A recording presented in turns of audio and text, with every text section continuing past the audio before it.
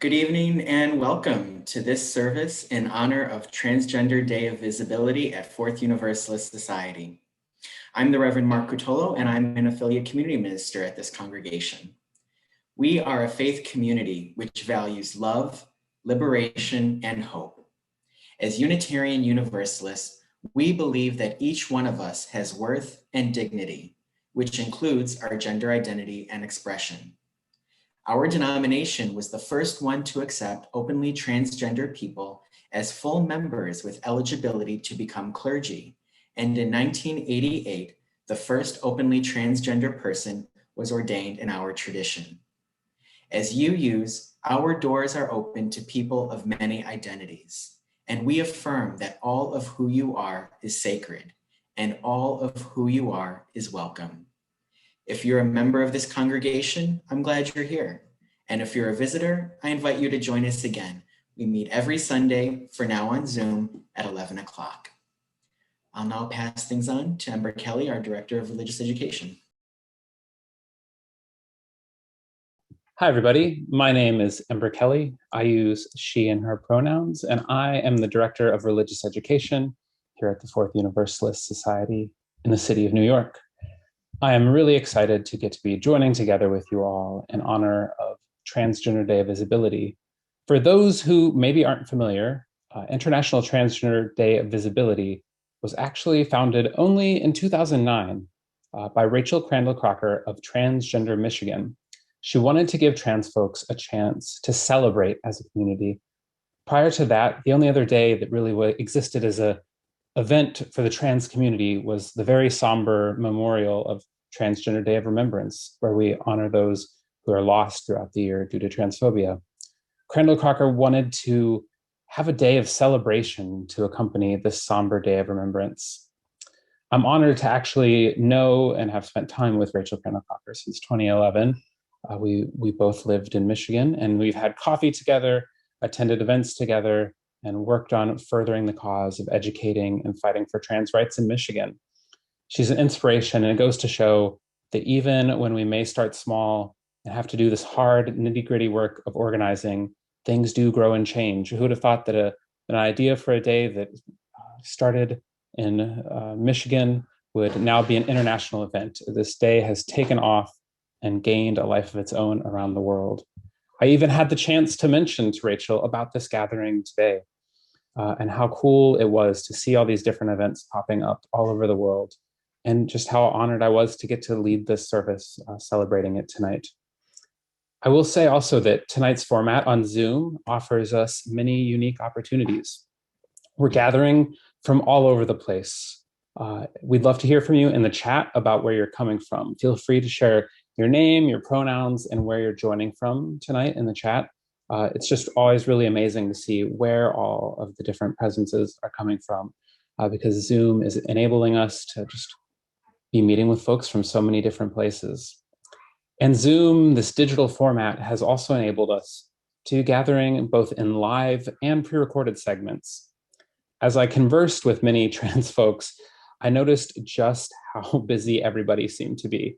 Maybe that's because many trans folks are volunteering, or they're working more than one job. I know I've been there.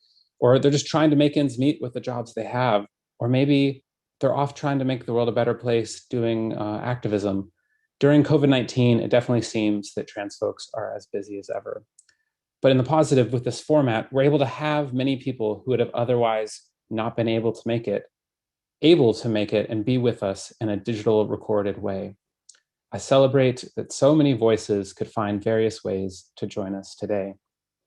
As we move into our service, I invite us to take visibility one step further, to remember that it's not just about seeing trans folks, but instead also celebrating and honoring that trans people are vital parts of our lives and our communities.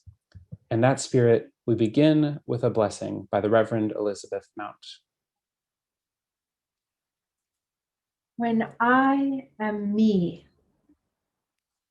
when I come into spiritual space, I am all of me. And together, joined in this place, we are all of ourselves. We are blessed, and so may we be a blessing to one another. We are whole, and may we be holy, offering holiness to one another. As we have been given courage to find ourselves, whether or not such searching was welcome, may we today honor all of us, the parts of ourselves that were brave, the parts that still hold fear, the small, insistent voice inside, the hope that clung to love, the searching self that found the sparkle of a hidden gem, the truth of self, which ached to bring forth the glowing facets of your beauty. All the pieces of you joining together have shaped who you are today. We are a community built from within, becoming, unfurling, enhancing, unveiling, acknowledging each sacred one of us, uniquely present. We are invaluable, immeasurable, unfailingly holy, as we have been at every stage of our journeys, from the moment of our births, from the moment, each moment of rebirth or reawakening, or we are vaster than imagination. We contain and encompass multitudes. We are possibility and what is beyond the impossible. This community, our trans community, holds the glory of all godliness and the joy of the springtime blossom, the power of the universe and the stars endlessly becoming. I need not bless you, for you are already you, a blessing made flesh. And yet I bless you in return, as you are a blessing to me. To acknowledge that we in our diversity are a united whole in peace and in power. Blessed be, dear community. With this, we come to worship. With this, we light our chalice flame.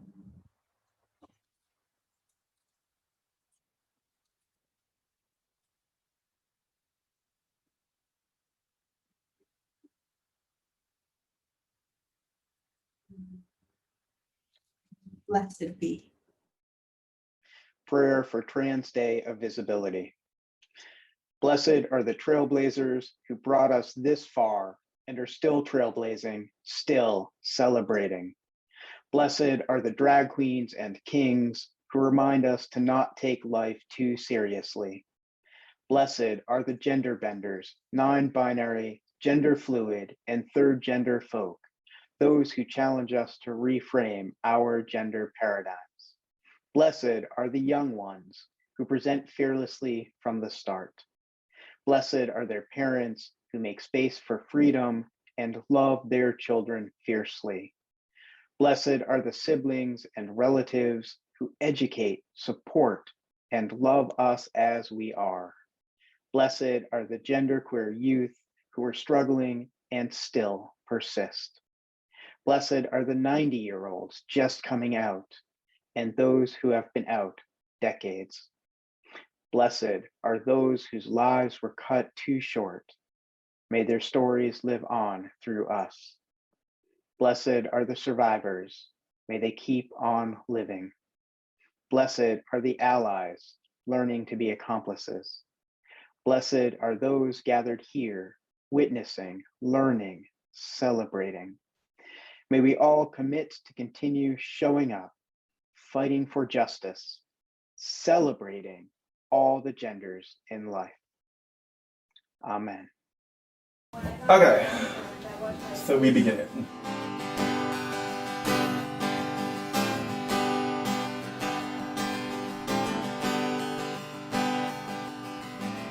Why do you feel so out of place? So out of touch with the human race? You don't seem to understand why your brother won't lend a helping hand. Why do people tear apart your tender heart? Why does the nighttime seem so dark when the light shines inside your heart? We are angels, we are angels, and we're struggling to be human.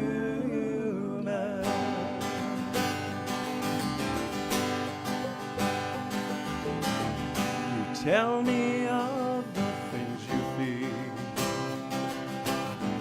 You push away, then you pull me near. You tell me of your fantasy. I love the way that you speak honestly. Why is it so hard to love the one you've been dreaming of? Don't you see yourself in me? Don't you see what we can be? We are angels, we are angels, and we're struggling to be human. We are angels, we are angels, and we're struggling to be human. Time heals all pain. That's the way of the world. Time will bring you round again. Ooh, that's the way of the world. We are angels, we are angels, and we're struggling to be human. We are angels, we are angels, and we're struggling to be human. We are angels, we are angels, and we're struggling to be human.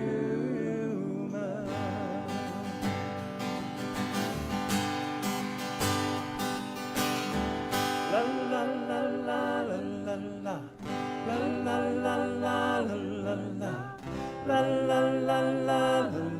la la la la la la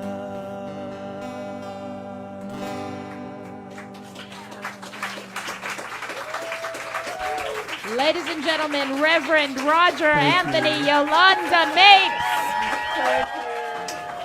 Now what I'm noticing is where I'm stuck, how I judge other people by the way they look or what they're saying or, all that kind of stuff. And so I'm finding my obstacles that stand in the way of my peace. In her memoir, Eddie Izzard describes that the only thing she remembers about the first time she went out in a dress or heels was fear. The fear of being stared at, which she knew she would be. I too had that fear. One Monday morning, I decided to be visible. I lived on Roosevelt Island at the time, and I walked to the ferry every morning, and the ferry took me to my job in Lower Manhattan. And I was terrified of the transit, but it was rather uneventful. I took the ferry, I walked to my office in Lower Manhattan, and then I sat behind my desk the whole day, terrified of anyone seeing my legs in the skirt under the desk. As the days went on, the commute continued to be both nerve-wracking and uneventful. I would carry an extra bag with me with boy mode clothes, just in case I decided to go get drinks after work, because I was still afraid of any vulnerability outside of my routine. I thought that the commute was going to be the hardest part, but in truth, it wasn't. At work, I would find anonymous notes left on my desk, and then public attacks from former or current employees on Glassdoor, which is a website which allows employees to review places of employment for potential applicants. And I expected that there would be institutional supports, especially as a city agency is a progressive one that bills itself as supporting the trans community. There weren't really any institutional supports, and I even learned later that many of the high-ranking officials had these humiliating conversations about my garb, even going so far as to suggest to my managers what I should wear and pulling me from public appearances and meetings because of my gender expression. Yet they kept up photographs of me and my peers in my cis and heteronormative garments.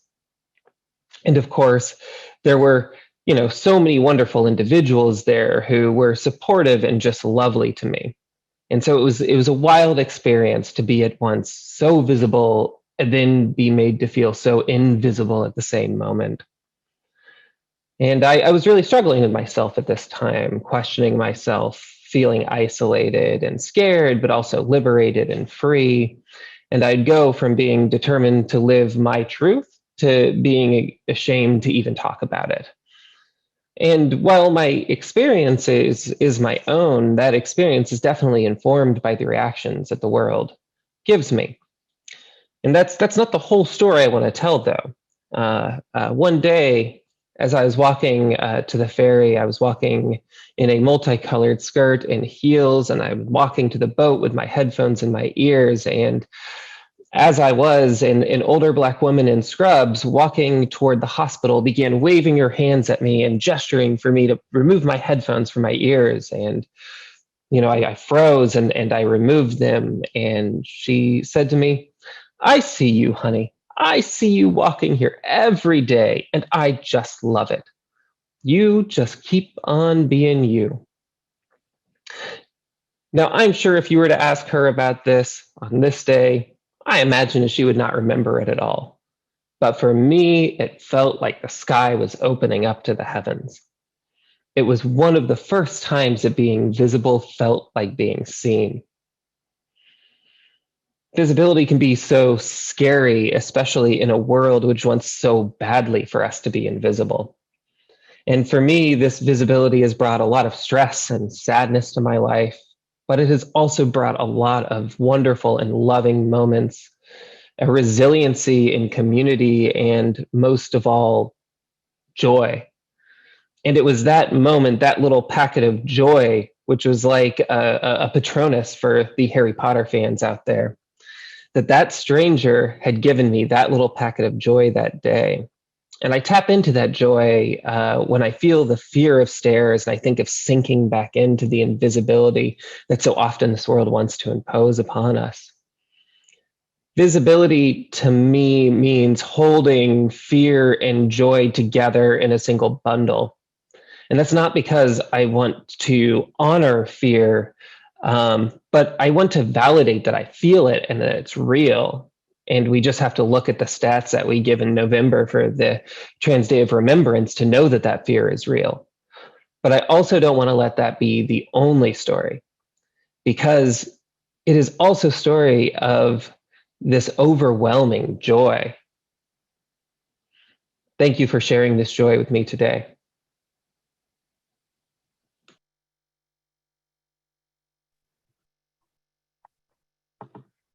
Among the many long-standing cliche discussion questions is the ages-old adage asking if life imitates art or does art imitate life? This may seem like a peculiar start to my reflection, but for those who know anything about me, I could be described as overly enthusiastic about movies, TV, comic books, and just pop culture in general.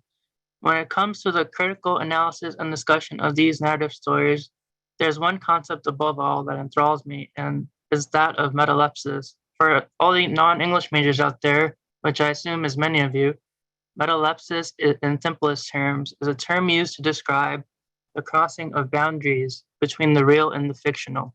It is the intermingling of these two concepts in a narrative. So now the question is, why am I bringing this up? Well, many a time I found myself saying that I feel like the type of character that I make fun of for existing in a cliche indie movie. I say this as both a funny joke, but also a self-critical jab. How would I describe this character and her backstory? She struggles in the day-to-day, not just internally, with issues ranging from displeasure in her appearance, anxiety to depression, but also factors outside of herself, a family that doesn't really understand, and a mom of nameless and ranging voices that all blend together into some kind of nondescript blob of malevolence. Strangers poking and prodding as if she were a commodity for their amusement. And that's when she's just trying to walk home. Rude phrases and gestures she can't seem to escape, even when they aren't directly targeted at her. She finds herself having a job she never imagined herself in. Not that there's anything wrong with that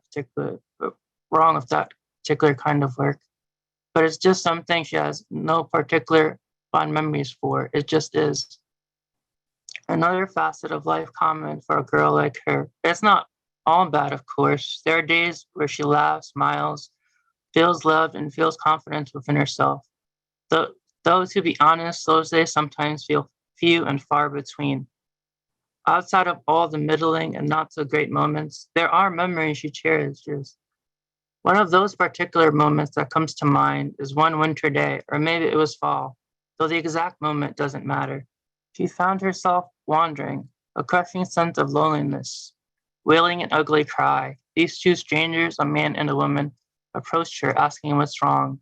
She opened up enough to say that she felt trapped in her own life. Anyway, she was awkward and felt bad for holding him up.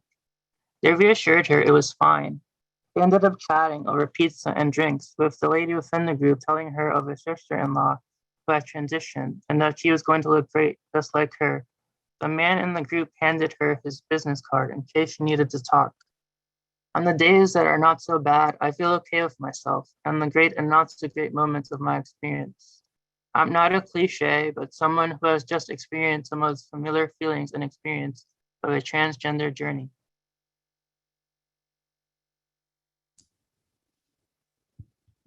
Thank you, Lucy and Olas, for sharing your words. We're now turned to sharing some poetry. I would like to share with you a piece that I have entitled She. And I think that many trans people can empathize with having been told to wait for other people's journeys while they mourn the loss of someone that they knew. And so you see, last year, while I was living in Vietnam, and I was spending some time on self-care, some meditation, and I started writing poetry again. This piece came to me.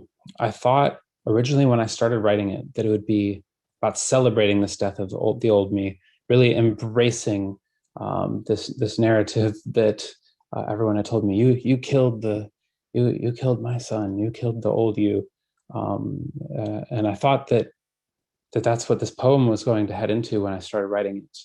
But as poetry does, sometimes it takes on a life of its own.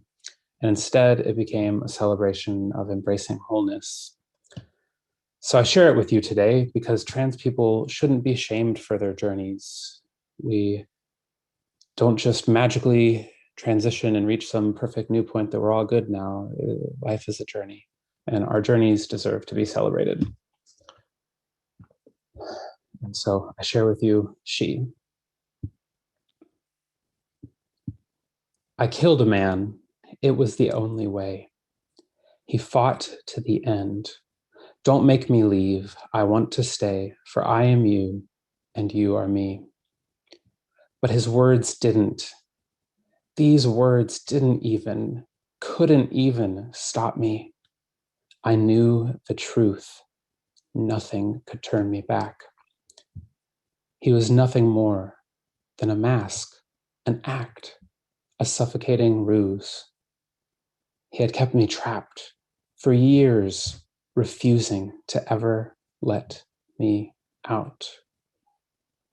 But no matter how hard he had tried, I whispered in his ear, I won't leave. I am you, and you are me. Daily, I reminded him that I was there.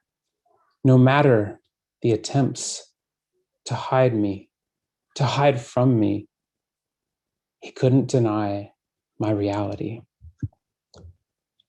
When I broke out, he would find new ways, new pain to hide me. Constant, ever present shame. Until finally, he gave up, exhausted, and I realized I was free. At first, I stayed within the safety of him, my home, the only thing I had ever known. Would it be safe out there? Was I strong enough? He began to nurture me back to health, to a wholeness I had never known. We had never known. As I grew healthy, whole, into the fullness of me, I realized he was fading. He had lost his strength, his self, making me whole. He had realized all along he was the act, the fraud, who could only fade as the truth came to light.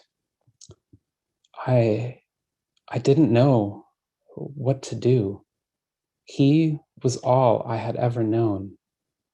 He had only tried to keep us both safe from a world he figured would destroy both of us. He had been afraid, and I couldn't blame him. And now he gave himself to save us by bringing me and our truth to light. That healing, it hurt like hell, exposing me to the light, to the world. But the wholeness felt better than suffocating, no matter the new pains.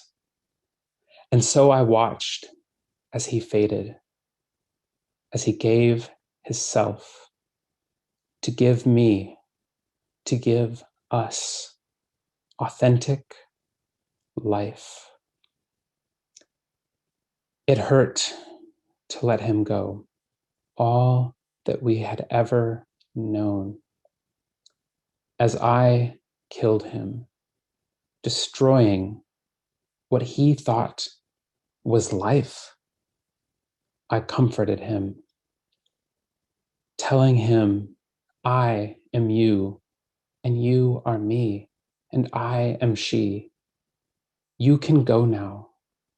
You did all you could to keep us safe. You didn't want to hurt me, to hurt us, but the world told you it was the only way.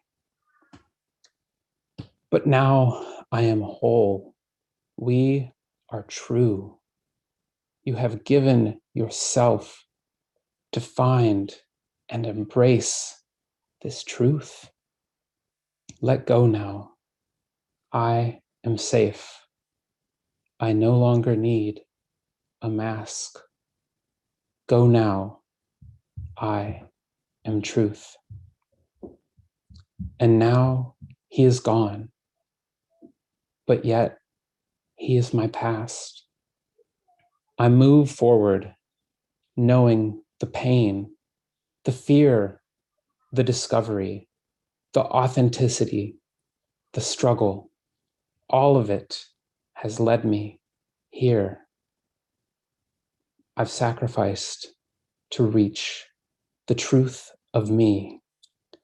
So I will stop at nothing to push forward, honoring and escaping the past. It got me here because I was he was me. Now I am she. I've got a poem of my own to share. Shining bright, adrenaline pumping, standing tall, arms raised up high, ringing in her ear from the cheering crowd. A girl shimmering with sparkles, holding gold up high, champion of the world, naysayers cry foul. Lurking from the shadows, they try to tear her and others like her down. She didn't get this far without being able to take a jab or two. Thick skin is essential. She's got cunning and charisma. She doesn't have to prove a thing. She knows who she is. An inspiration, an icon, a diva, a woman. Now we continue with music.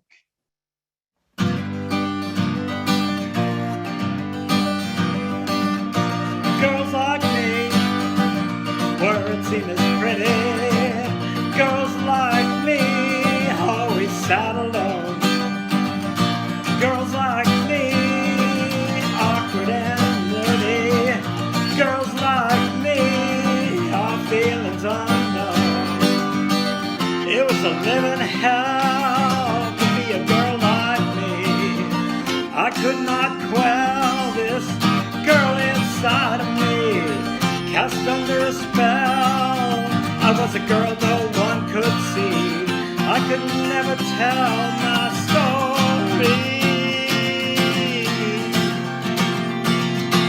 of a girl like me.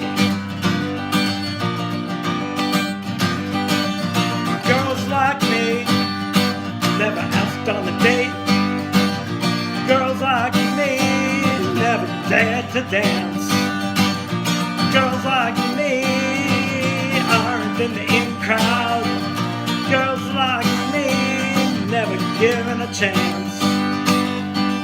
The living hell to be a girl like me. I cannot quell this girl inside of me, cast under a spell to be a girl no one could see.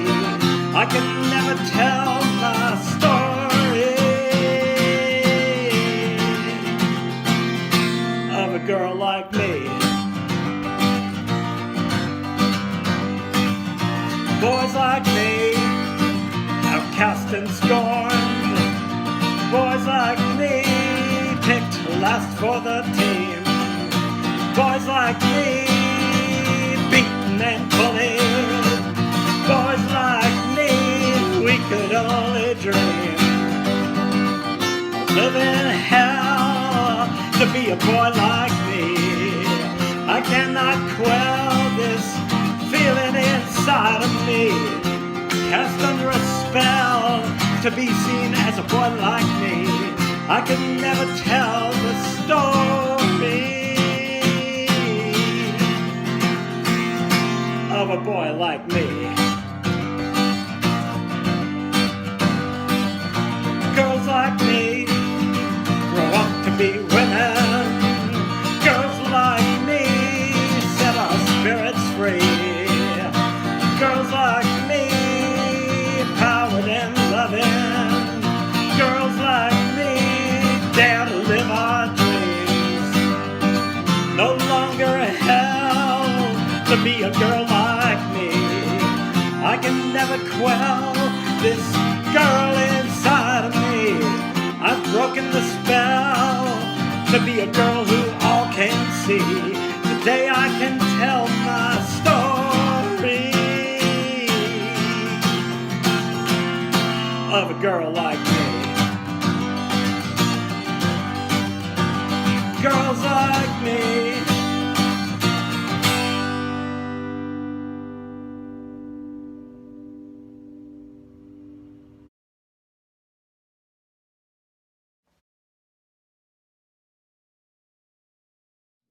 Our common life is enriched. We are grateful for the gift of our lives and the gift of other people in our lives. Each of us is created with dignity and worth. We are called to love one another and to do nothing to others that we would find hateful to ourselves. We honor the many ways that people live and love. Our common life is enriched when queer, transgender, bisexual, lesbian, and gay people can come out, sharing the gifts of their sexual orientation and gender identity. True justice flourishes when all people can live and flourish. We suffer when LGBTQ people are oppressed, excluded, or shamed by religious people who overlooked the fundamental call to love one another. Love does not exclude. We are all worthy. May we work to build a world where all people are celebrated and loved. We celebrate sexual and gender diversity as a blessing that enriches us all. I'm the Reverend Sherry Halliday Kwan, joining you from First Unitarian Church of Rochester. And we're incredibly grateful to the Fourth Universalist Society in the city of New York. I always have to say the full name because it's my original Unitarian Universalist home. So grateful for your welcome and bringing our churches together. Hearts full and spirits nourished by the joy that we have found here. We know that we are both loved and called to love. May this gathering, this sacred hour, be a reminder of these dual truths, and may the beauty and truth of our trans siblings ring out not only on this day, but in any time and space that we call sacred. As Unitarian Universalists, this means everywhere, at every time. Deep within this community lies a yearning for transformation, a better world where our trans siblings need never doubt that truly this is the day we are all given, and truly we might rejoice and be glad in it. Let us close our time here and mark this new world becoming with the words still ringing in my ears from Ember's poem. Go now, I am truth. May it be so.